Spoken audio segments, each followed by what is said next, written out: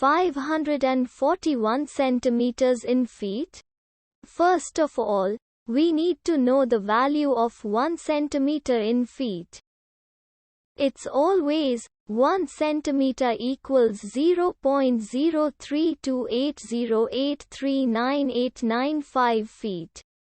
Now we have to multiply 0.03280839895 by 541.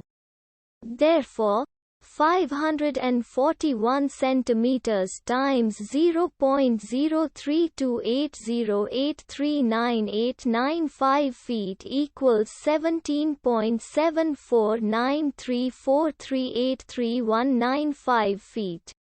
So, in other words, 541 centimeters equals 17.749343831995 feet. We hope you have enjoyed this video. Please like and subscribe to our channel for more videos like this.